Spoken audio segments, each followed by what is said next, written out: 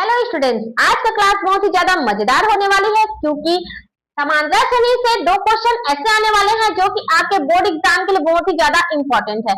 तो वीडियो पे बने रहिए क्योंकि वीडियो के अंत में बताऊंगी कि ऐसे कौन से दो क्वेश्चन है जो आपके एग्जाम में पूछे जाएंगे।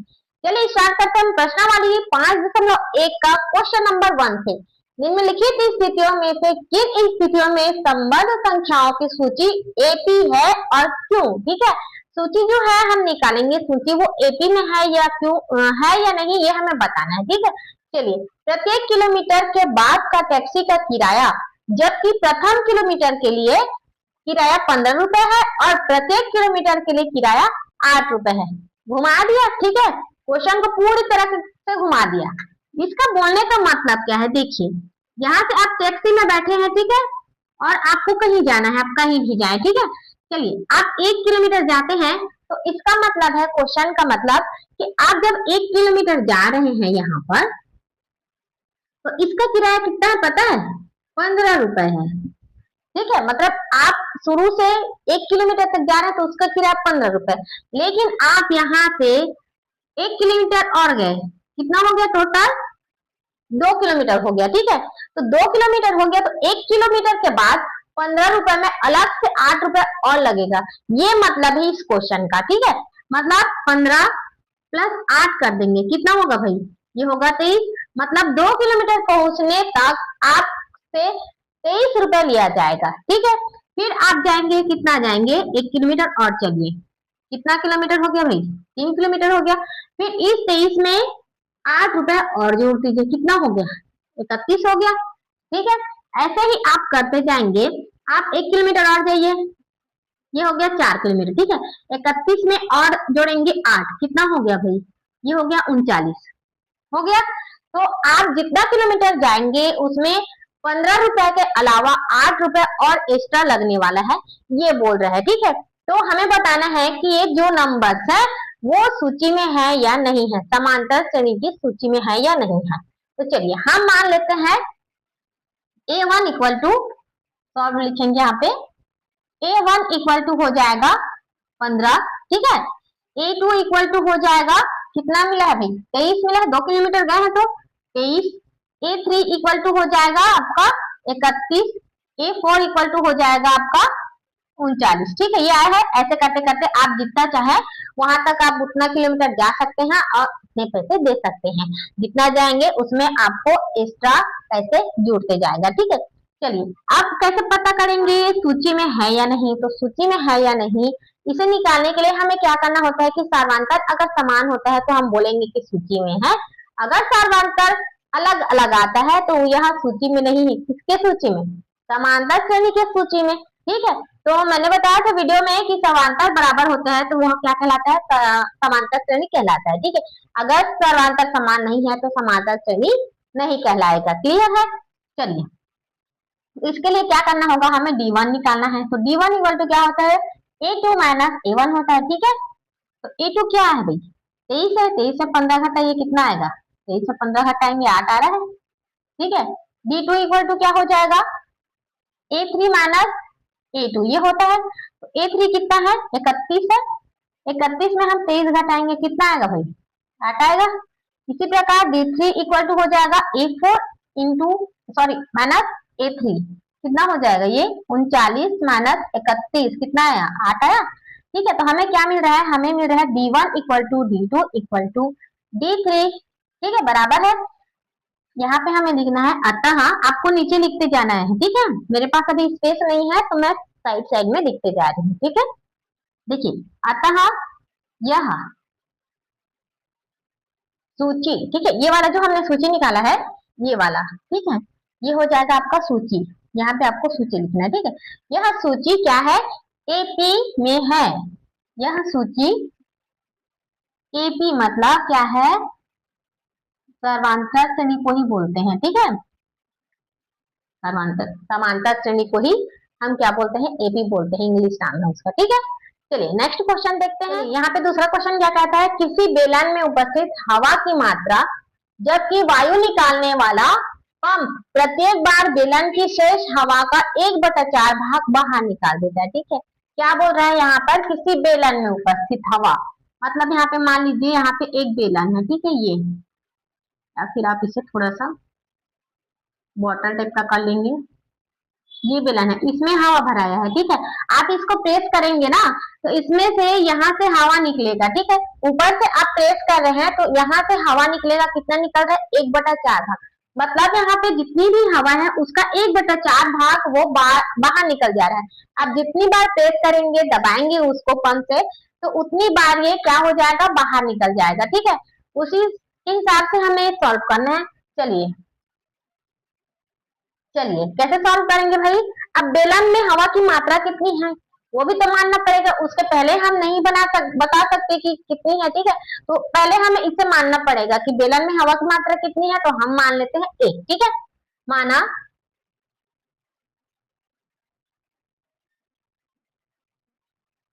बेलन में हवा की मात्रा कितनी है, 1 है, ठीक है। ये क्या हो गया, हम मानेंगे इसे A1, ठीक है भाई। तो अब क्या होगा, प्रश्नानुसार पंप करने पर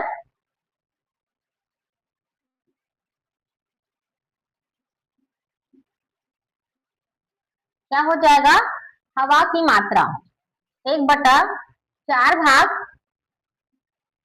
बाहर निकल जाता है, ठीक है।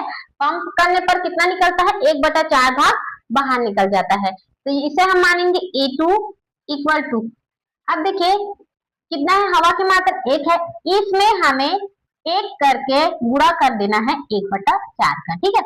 इसमें हमें घटाना है इतना, क्लियर है।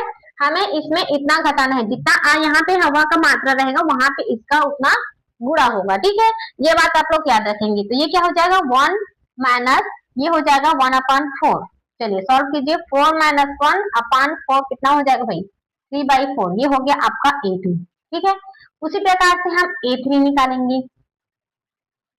A3 अब कितना बचा हवा की मात्रा इसमें, तो हमारे पास बचा है 3/4, ठीक है। इसमें हमें माइनस करना है 3/4 गुणित 1/4, समझ आई कैसे हल करना है। तो चलिए 3/4 माइनस, ये हो जाएगा आपका 3/16, ये हो जाएगा, ठीक है। चलिए इसका एलसीएम निकालेंगे, कितना होगा भाई, 16 होगा। 4 कितना हो गया, 12, 4×16, 4×12 माइनस 3, कितना बचा भाई, ये बचा आपका 9/16, ये आ गया। A1 A2 A3 हमें मिल गया है, तो सूची हम बनाएंगे यहाँ पर, ठीक है। यहाँ पे बनाते हैं सूची। यहाँ से आप देखिए एक बात और, हमें सिर्फ A1 A2 A3 ही नहीं निकालना, हमें आगे और निकालना है। जितनी बार पंप प्रेस करेंगे उतनी बार ये 1/4 भाग उसका बाहर निकाल देता है। तो आप जितनी बार चाहे, जितना बड़ा भी ये बेलन होगा ना, उतनी बार आप हवा बाहर निकाल सकते हैं, ठीक है। तो हम यहाँ से लेंगे, क्या क्या है उसे लिख लेंगे, 1 3/4 और कितना है 9/16, ये आगे चलता जाएगा, ठीक है। लेकिन हमें ये बताना है कि ये समांतर श्रेणी में है या नहीं। तो इसके लिए हमें A1 A2 A3 मानना है। तो D1 D2 D3 निकालना है। अगर बराबर आता है तो वो समांतर श्रेणी में होगा वो सूची, अगर नहीं आता है तो समांतर श्रेणी में सूची नहीं होगा, ठीक है। तो चलिए D1 इक्वल टू क्या हो जाएगा, 3/4 माइनस 1, कितना हो जाएगा भाई, 3 - 4/4 इक्वल टू कितना होगा, -1/4, ये होगा, ठीक है। D2 निकालिए, 9/16 माइनस 3/4, चलिए 9 चौक 36, 16 के 48 बटा 16 चौक 64, डायरेक्ट कर देंगे हम। और कितना बचेगा, ये 12/64 बचेगा माइनस में।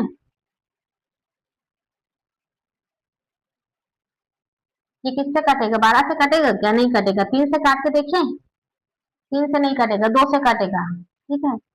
6 दूनी 12 और 32 दूनी 64, ठीक है।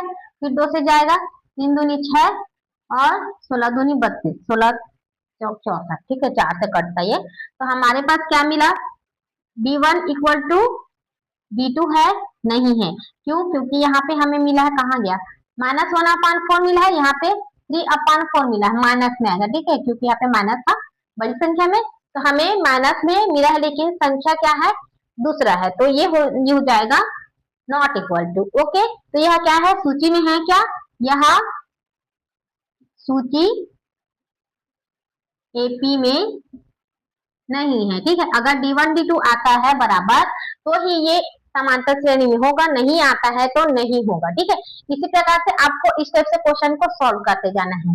चलिए नेक्स्ट क्वेश्चन देखते हैं। तीसरा क्वेश्चन क्या कहता है, प्रत्येक मीटर की खुदाई के बाद एक कुआं खोदने में आई लागत, जबकि प्रथम मीटर खुदाई की लागत रुपए 150 है और बाद में प्रत्येक मीटर की खुदाई लागत कितनी है भाई, 50 रुपए बढ़ती जाएगी। ठीक है, मतलब ये बोल रहा है कि यहाँ पे हम कुआं खोद रहे हैं। ठीक है, यहाँ पे कुआं खोद रहे हैं, तो हमने क्या किया है, कितना मीटर खोदा है, प्रथम मीटर, मतलब 1 मीटर हमने खोदा है तो कितना रुपए लगा है, 150 रुपए लगा है। ठीक है, उसके बाद अगर आप और नीचे खोदते जाएंगे, एक एक मीटर की दूरी पर खोदते जाएंगे, तो इसमें आपका 50-50 रुपए जुड़ते जाएगा। तो ये हो गया आपका 200 रुपया, फिर 50 जोड़ेंगे कितना होगा, 250। ठीक है, वैसे आगे आपका चलता जाएगा। ठीक है, कहने का मतलब यही है कि एक एक मीटर एक्स्ट्रा खोदते जाएंगे तो उसमें 150 में और 50 जुड़ते जाएगा। ठीक है, तो चलिए प्रथम मीटर में लागत कितनी हुई भाई, लागत कितनी है, 150 रुपए। ठीक है, और प्रत्येक क्या बोला, प्रत्येक मीटर की खुदाई लागत प्रत्येक मीटर की खुदाई लागत 150 में 50 जोड़े कितना हो गया, 200 हो गया। ठीक है, उसी प्रकार से और आगे आपका चलता जाएगा, फिर 250 हो जाएगा, फिर 300 हो जाएगा। ठीक है, तो हमारा A1 हो गया, A2 हो गया, A3 A4 हो गया। ठीक है, तो हमें क्या निकालना है, D1। तो D1 बराबर क्या हो जाएगा, A2 माइनस A1 होगा। A2 कितना है भाई, 200 है, 200 में 150 घटाएंगे कितना आएगा, 200 में 150 घटा दीजिए कितना आ गया, 50 आ गया। ठीक है, इसी प्रकार हम D2 निकालेंगे, ये हो जाएगा A3 minus A2 equal to कितना है, 300 माइनस, अच्छा A3 कितना आया है, ये हो गया A1 A2 A3 250, 250 में हम 150 घटाएंगे तो कितना आएगा भाई, अच्छा A2 घटाना है ना, यहाँ पे थोड़ा सा गड़बड़ी हो गया है, ये है आप लिखी नहीं, तो थोड़ा सा कंफ्यूजन हो जा रहा है, ये 200 घटाना है। ठीक है, तो कितना आएगा, 50 आएगा। ठीक है, उसी प्रकार से आपका D1 D2 D3 D4 ये आपका चलते जाएगा, जितना आप कुआं खोदते जाएंगे उतना आपका निकलते जाएगा। तो देखिए यहाँ पे D1 का मान कितना आया है, 50 आया है, D2 का मान कितना है, 50 है। ठीक है, तो हम बोल सकते हैं D1 इक्वल टू D2, अतः यह सूची कहाँ पे है, सूची भाई ये वाला जो हमने सूची निकाला है, यह सूची क्या में है, एपी में है। ठीक है, ये है आपका आंसर। चलिए लास्ट क्वेश्चन देखते हैं, वो बहुत ही ज्यादा इंपॉर्टेंट है। चलिए देखते हैं कि लास्ट क्वेश्चन क्या कहता है, खाते में प्रत्येक वर्ष का मिश्र धन जबकि रुपए 10,000 की राशि 8% वार्षिक, ठीक है ये हो जाएगा वार्षिक की दर से चक्रवृद्धि ब्याज पर जमा की जाती है। ठीक है, चलिए इसे कैसे सॉल्व करना है, चलिए क्या बोला है भाई, बुला दो,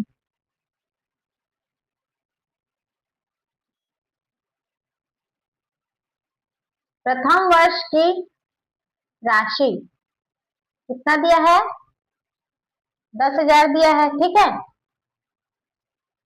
और दर कितना है, 8%, और समय कितना दिया है, तो ये दिया है वार्षिक मतलब 1 साल।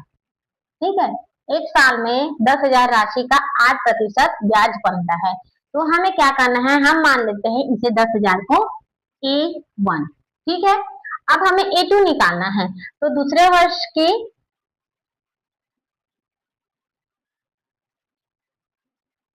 राशि का ब्याज, अब ब्याज क्यों निकाल रहे हैं, क्योंकि हम ब्याज निकालेंगे तभी तो हमारे दूसरे वर्ष की राशि का कितना राशि है वो पता चलेगा। ठीक है, तो चलिए ब्याज कितना हो जाएगा भाई, क्या होता है इसका सूत्र, मूलधन, मूलधन गुणित दर गुणित समय बटा 100, 1,000 हो जा रहा है। चलिए मूलधन कितना है, 10,000 है, गुणित दर कितना है भाई 8 है, गुणित समय 1 बटा कितना है 100, 0 से 0 कटा और क्या बच गया 800 बचा। ठीक है, तो दूसरे वर्ष की राशि मतलब A2 बराबर कितना है हमारे पास 800 हो गया। और अब हमें राशि देखना है, तो राशि मतलब 10,000 है, उसमें हमें क्या जोड़ना है 800 जोड़ना है। तो क्या हो जाएगा, ये हो जाएगा 1800, ये हो जाएगा A2 हमारे पास निकल गया। तो उसी प्रकार से हम A3 निकालेंगे, A3 बराबर भी हो जाएगा। अब हमारे पास राशि कितना है, ये है 10,800, तो यहाँ पे लिख देंगे 10,800 गुणित कितना है दर, तो 8 है। ठीक है, समय 1 बटा 100, उसी प्रकार से आपको निकालना है। तो चलिए 0 से 0 कट गया और 8 से कितना हो गया 64, हासिल 6, 8 शून्य शून्य 6 बचा, 8 एकम 8। ये हमारे पास क्या निकला है A3 का ब्याज निकला है। ठीक है, तो हमें क्या करना है, इसका मूलधन क्या निकलेगा भाई, इसका मूलधन हो जाएगा आपका कितना था यहाँ पे 10,800 था, उसमें हमें क्या जोड़ना है 864 जोड़ना है। ठीक है, 10,800 था, उसमें हम 864 जोड़ेंगे तो कितना आ जाएगा 4, 6, 8, 8, 16, हाथ 1, 11,664 रुपए। मतलब A3 कितना आया 11,664 रुपए हमारे पास निकल गया। क्या निकला A1, A2 और A3 हमारे पास निकल गया। ठीक है, तो अब हमें क्या निकालना है D1, D2, D3 निकालना है। चलिए D1 इक्वल टू हो जाएगा आपका A2 माइनस A3। A2 कितना है भाई 10,800 माइनस A1 कितना है, तो ये है हमारे पास 10,000, कितना आया 800 आया। ठीक है, D1 का मान अब देखते हैं, अगर D2 का मान भी आ जाता है सेम तो हम बोल सकते हैं कि ये समांतर श्रेणी की सूची में है। अगर नहीं आता है तो मान जाएंगे कि नहीं है। ठीक है, तो अब क्या करना है A3 का मान क्या है 11,664, 11,664 में हमें क्या घटाना है, हमें घटाना है 10,800। ठीक है, A2 का मान 10,800, तो हमने कितना ब्याज निकाला था दोनों के बीच में 864, तो इसका अंतर कितना है 864, आप करके देख सकते हैं। ठीक है, तो देखिए D1 is not equal to क्या है D2, D1 और D2 का मान नहीं है, कितने का फर्क हो गया है 64 का फर्क हो गया है। ठीक है, अगर ये भी 800 आ जाता यहाँ पर तो हम बोल सकते थे कि यह समांतर श्रेणी की सूची में है, या तो यह सूची समांतर श्रेणी में है, अगर नहीं है तो नहीं है भाई, क्या कर सकते हैं। ठीक है,